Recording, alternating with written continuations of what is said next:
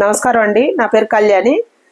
పూరి గారు ఏమో మాట్లాడుతుందో ఏనండి ఒకసారి. ఏం మీరు మీ నాన్నని క్షమించలేదా? వాళ్ళని క్షమించినట్టే మొగుడిని కూడా క్షమించి వదిలేయండి. మీ కంట్లో కన్నీరు చూడకపోతే పక్కింటి వదిలిగా నచ్చదు. అంత పెద్ద డైరెక్టర్ కదా, అన్ని సినిమాలు తీసిండుగా ఆయన. ఎన్ని సినిమాలు చేయలే, ఎంతమంది హీరోయిన్లు చూడాల ఆయన. చూడండి అందాల ఒక కొడుకు ఒక బిడ్డ, పెద్ద పొజిషన్లో ఉన్నాడు. పెద్ద పొజిషన్లో ఉండి కేవలం ఒక స్త్రీ మీద వ్యామోహంతో కట్టుకున్న భార్యని కన్న పిల్లల్ని వదిలేసి ఆ స్త్రీని పట్టుకొని తిరుగుతుండు. ఆ స్త్రీ ఎవరో కాదు, ఆమె ఒకప్పుడు హీరోయిన్ అనమాట, మామూలు హీరోయిన్ కాదనమాట, షార్మి. కొద్దిగైనా ఆమెకైనా బుద్ధి ఉండాలి, ఈయనకైనా ఉండాలి బుద్ధి.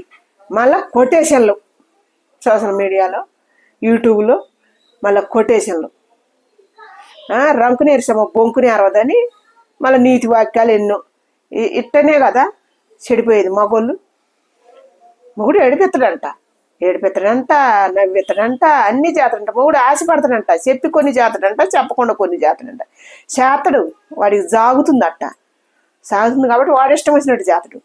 అదే భార్య చేస్తే ఊకోడుగా, ఏ అద ఊకోడుగా. భార్య చేస్తే ఇంకెమ్మట దాన్ని చంపటమా, లేకపోతే సావటమా, దాన్ని పుట్టింటికి వెళ్ళగొట్టడమా, ఇవే కదా చేసేది మగవాళ్ళు.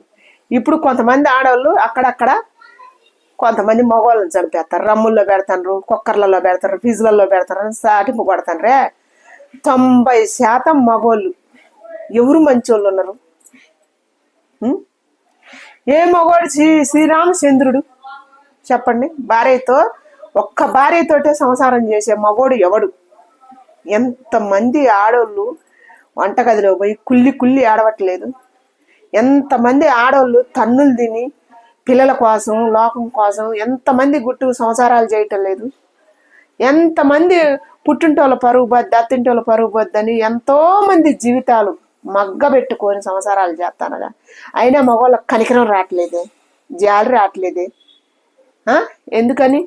అందుకే ఇప్పుడు ఆడవాళ్ళు తిరగబడరు అనమాట. మీరే దేవుడిని, మీరే నా దేవుడయ్యా అని కాళ్ళు మొక్కిన ఆడదానికి ఏమి జీవితం లేదు. ఓర పోరా సన్నాసి నువ్వు కాబట్టి నాకు ఇంకో సన్నాసి ఉండని పోయి ఆడదానికి మాత్రం జీవితం ఉంది.